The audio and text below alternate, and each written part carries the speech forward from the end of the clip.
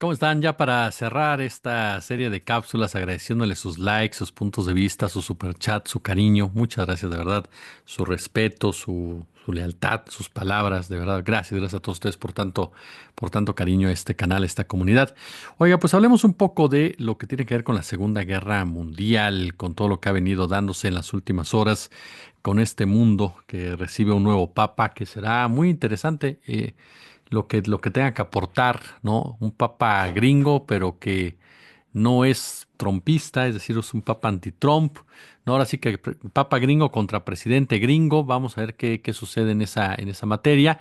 Ya hablamos de ello durante la mañana. Le hemos dedicado también otros análisis al respecto, ¿no?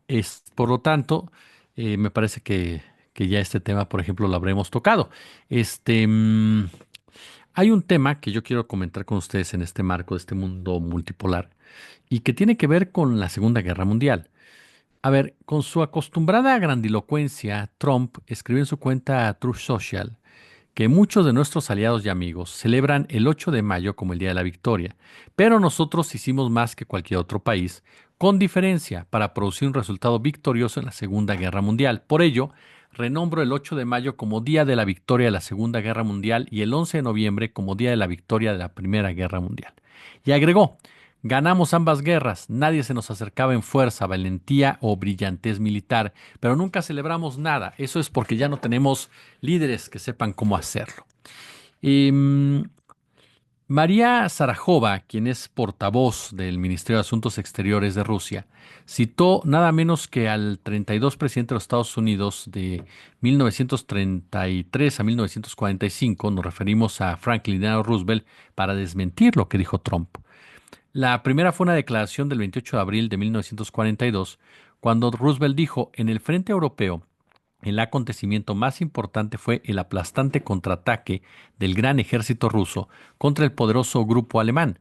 Las tropas rusas han destruido y siguen destruyendo más efectivos aviones, tanques y cañones de nuestro enemigo común que todas las demás naciones aliadas juntas. Esto le reitero, lo dijo el propio Franklin Roosevelt, presidente de los Estados Unidos.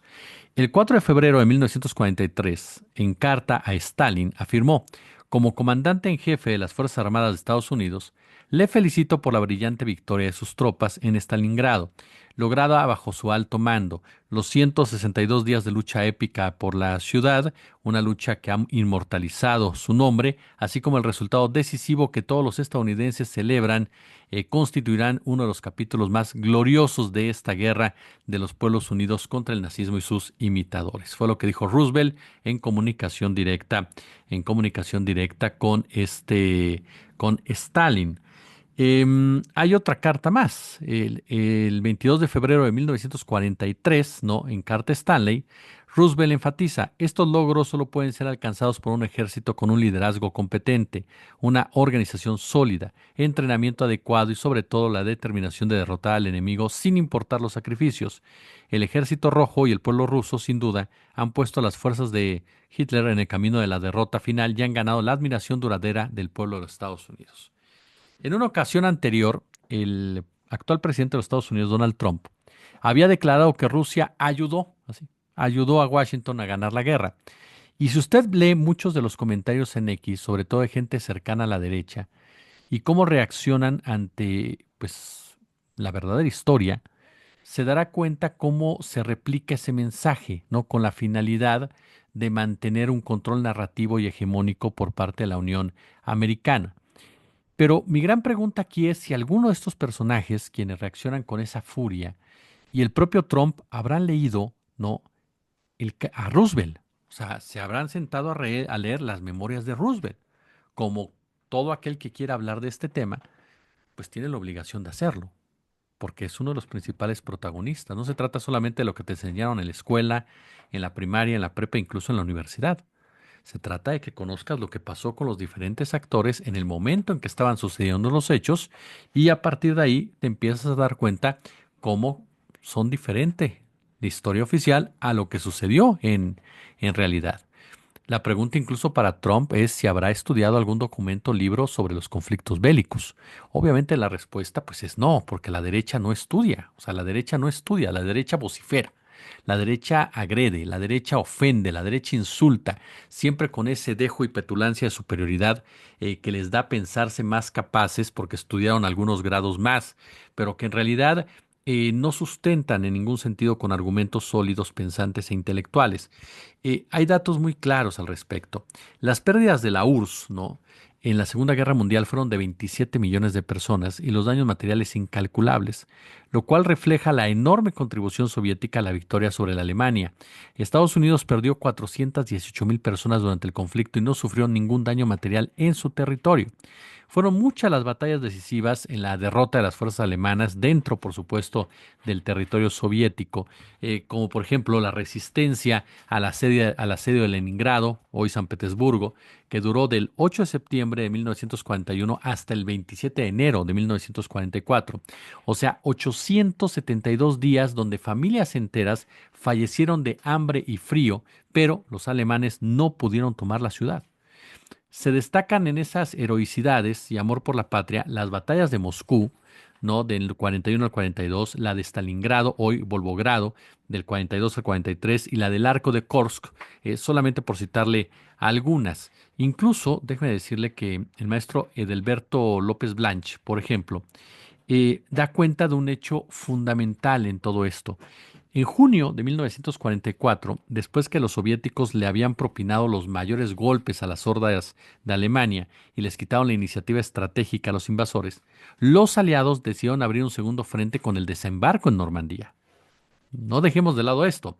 ¿Esto qué permitió? Permitió al ejército soviético comenzar la operación Bagration, dirigirse a Berlín y pasar la frontera alemana en enero de 1945. En 3 semanas recorrieron el extenso territorio entre los ricos Vistula y Oder y llegaron a unos, entre los ríos, perdón usted, ¿cuáles ricos? Entre los ríos Vistula y Oder y llegaron a unos 65 kilómetros de la capital alemana. Y no obstante, como dice el maestro, detuvieron su avance ante la operación Solsticio de los nazis en febrero, también conocida como la batalla de tanques de Stargard, que aplazó la batalla de Berlín. Hitler convirtió a Berlín en una enorme fortaleza. Alrededor de la capital se levantaron 3 líneas defensivas con todos los accesos minados y la protegían 3 torres antiaéreas gigantescas, fortalezas, barricadas, túneles, búnkers. Disponían para una defensa de 460,000 hombres, 1,500 tanques y 3,300 aviones. Tras una ofensiva aérea y de artillería de largo alcance, el ejército rojo atacó por primera vez en la tarde del 30 de abril, ¿no? Si no mal, no, fue cuando atacaron la primera vez el Reichstag. El 30 de abril en la tarde es cuando se suicida Hitler y a las 9:30 de la noche las tropas soviéticas tomaron precisamente el Reichstag e izaron en su cúpula la bandera de la victoria. En esa sola batalla que culminó con la derrota del fascismo alemán, los soviéticos tuvieron 45,000 muertos, 172,000 heridos. La hazaña del pueblo soviético no se puede equiparar con ningún otro país. Y después incluso de toda esta discusión que se ha dado hoy, pues te das cuenta cómo mucha gente de derecha sobre todo peca de perversidad o de profunda ignorancia cuando habla precisamente de cómo fueron las cosas, ¿no? Yo le recomiendo mucho al maestro Edelberto López Blanch, quien es un experto en este tipo de cuestiones y que te ayuda a comprender perfectamente pues lo que se va dando, lo que se va presentando. Es como el maestro Mark Van Niepce, que él habla precisamente cómo ha habido una memoria selectiva por parte de Occidente que busca pues olvidar el papel de la Unión Soviética en lo que fue, sinceramente, ¿no? La liberación de Europa, que fue motivo, como le decíamos hace un momento con este comentario, por parte del ejército rojo. Y a menudo se olvida o se oculta un detalle que a la derecha no le gusta decirlo.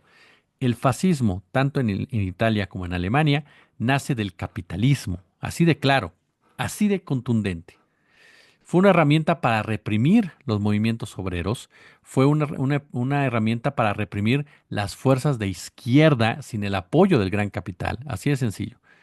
Perdóneme, fue uno de esos movimientos claves para reprimir todo ello.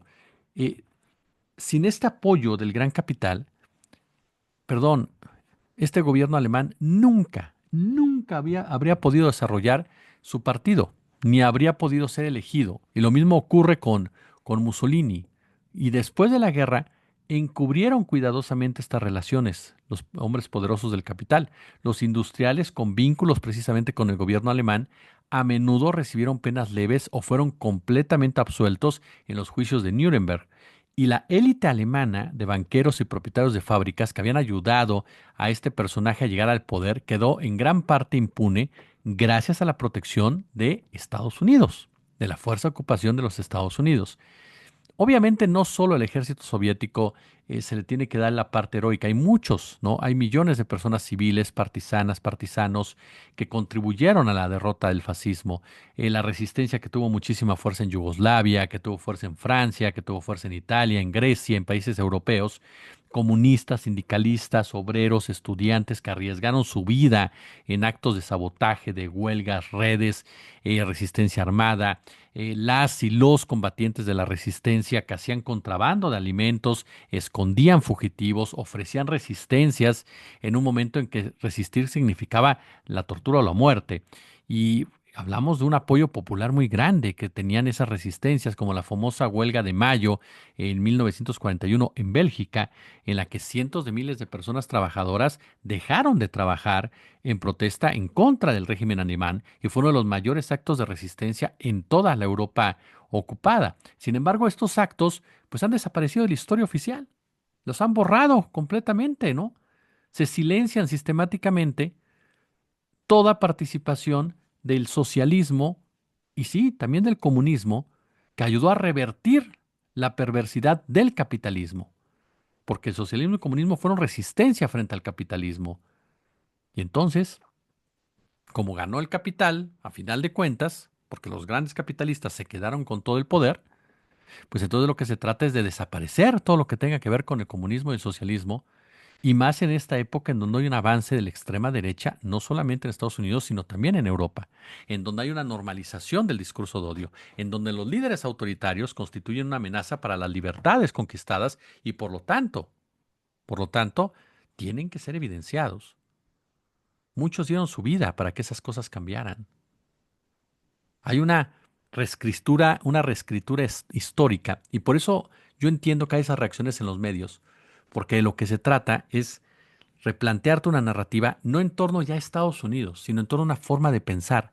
El neofascismo sabe muy bien que tiene que reescribir la historia para no darle ningún punto sospechoso al comunismo, al socialismo, ni a nada que se escape precisamente de, de la lógica capitalista. Y de este modo, sin duda alguna, se busca soslayar lo que realmente pasó. La Segunda Guerra Mundial, y con esto voy concluyendo, no fue un choque de naciones, sino un enfrentamiento frontal entre ideologías. De un lado el fascismo, el racismo, el colonialismo, el genocidio, y del otro la resistencia antifascista, solidaridad internacional, la justicia social.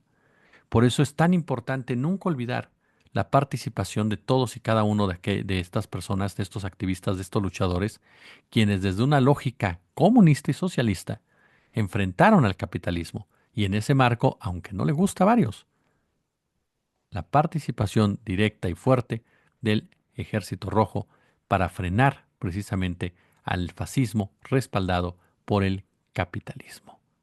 La historia no debe ser olvidada ni reescrita por los intereses monetarios. Pulgares arriba, como siempre un gusto, como siempre un placer.